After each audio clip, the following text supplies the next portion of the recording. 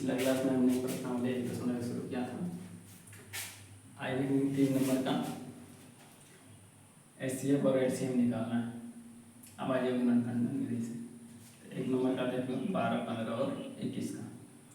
12 का अभाज्य गुणनखंड निकालो, 2 से 6, 2 या 6 यानी का 3। 15 का निकालोगे 3 गुना 5, 5 का 5। 21 का 3 सत्ते 21, 7 का 7। ये हो जाएगा 12 का 2 गुना 2 गुना 3, 15, 3 गुना 5 और 21 हो गया 3 गुना 7। कॉमन जो मिल रहा है वह एचसीएफ हो जाएगा, और जो नहीं मिला एलसीएम सब गुना कर दो। 2 गुना 2, 3 मिल गया तो एक ही दिन लेना, 5 गुना 7।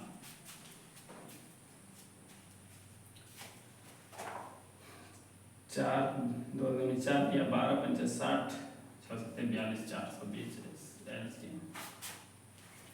17, 23 और 29 का देखो। 17 का कुछ नहीं लिख सकते हैं, 17 गुना 1। 23 का भी 23 गुना 1, 29 का 29 गुना 1। एचसीएफ 1 होगा।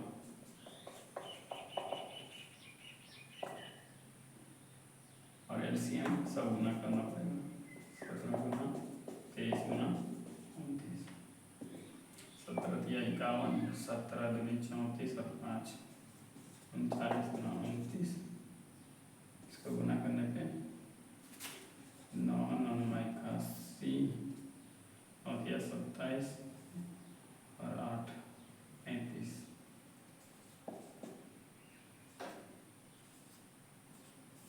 9 3 13 7 10 11 इतना आएगा।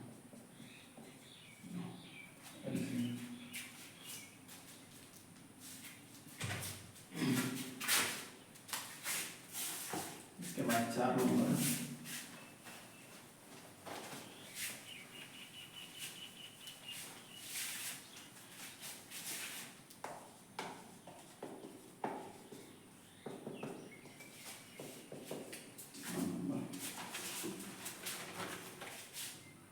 एचसीएफ 306 और 657। एचसीएफ 306 और 657 का दिया हुआ है 9। बोल रहा है एलसीएम 306 और 657 का ज्ञात करना है। क्या होगा?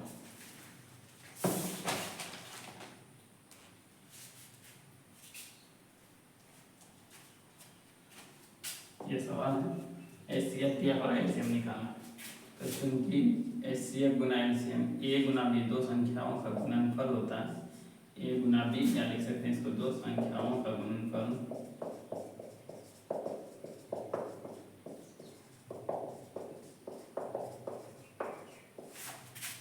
यानी कि ए गुना बी बराबर होता है एचसीएफ गुना एलसीएम उसी संख्या का ए और बी का।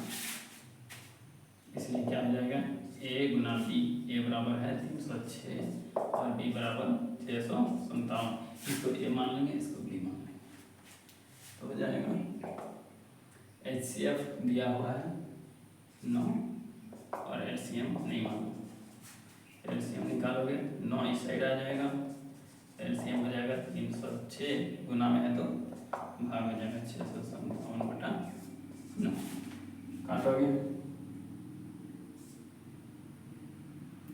3 से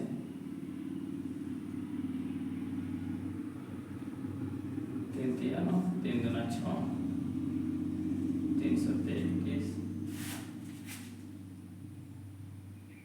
3 दूना 6, 3 बचे 3 का 3, 3 9 27।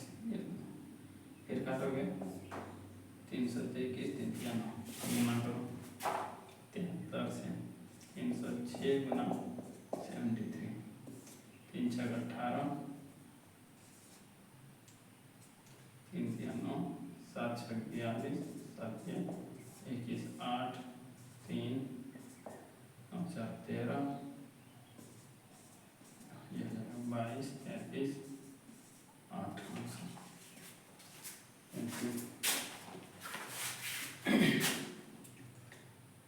5 नंबर,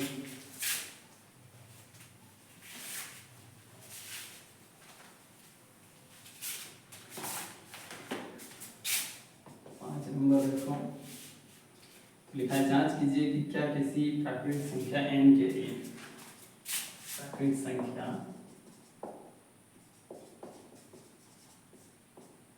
n के लिए सवाल है 6n 6n अंक शून्य पर समाप्त हो सकता है। शून्य पर समाप्त हो सकता है या नहीं। पहले 6 है संख्या जो दिया हुआ है 6, इसका n। अब अजय गुणनखंड निकालेंगे 6 का 2 3 3 का 3, 6 का अजय गुणनखंड 2 गुना 3 आया। अब चूंकि इसमें जो है 6 पर n, इसको हम लिख सकते हैं ऐसे n और इसको पावर n। तो यहाँ कोई भी मान रख लो 1 2 3 4 5 6, जब तक ये 2 गुना 5 नहीं होगा, इसका अभाज्य गुणनखंड में 2 गुना 5 नहीं आ जाता, तब तक शून्य पर समाप्त नहीं होगा। तो चूंकि 6n का अभाज्य गुणनखंड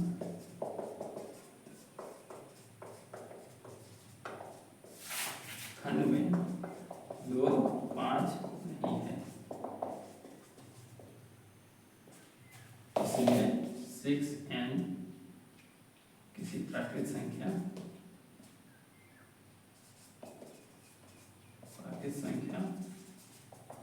n के लिए शून्य पर समाप्त नहीं होगा।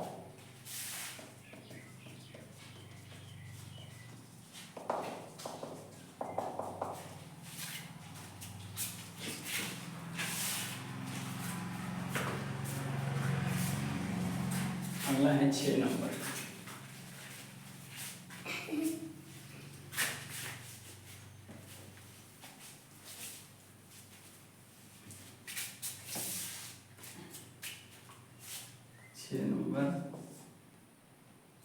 व्याख्या कीजिए कि 7 गुना 11 गुना 13 जोड़ 13 और 7 गुना 6 गुना 5 गुना 4 गुना 3 गुना 2 गुना 1 जोड़ 5 भाज्य संख्या है।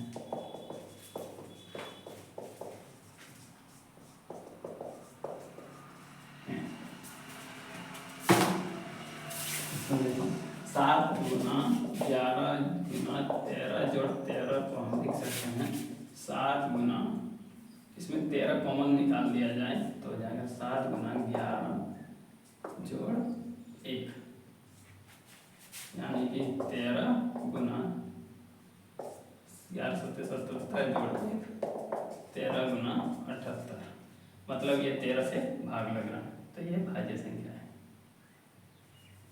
13 और 78 से 1 और 2 के अलावा, 1 और खुद के अलावा अगर आप भाज्य गुणनखंड को तो वो भाज्य संख्या कहलाता है। 13 और 78 से 1 भाग लगेगा, इसलिए भाज्य संख्या है। क्योंकि 7 गुना 11 गुना 13 जोड़ 13 तथा के अभाज्य गुणनखंड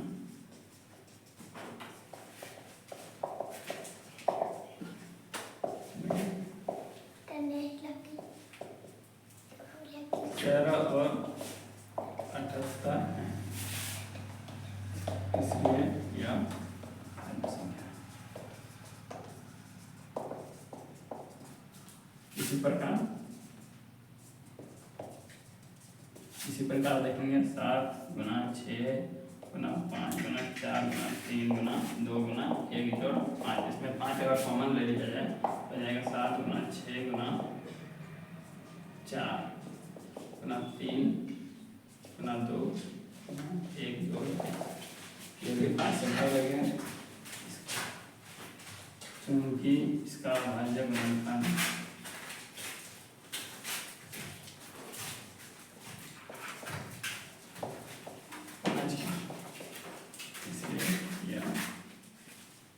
संख्या।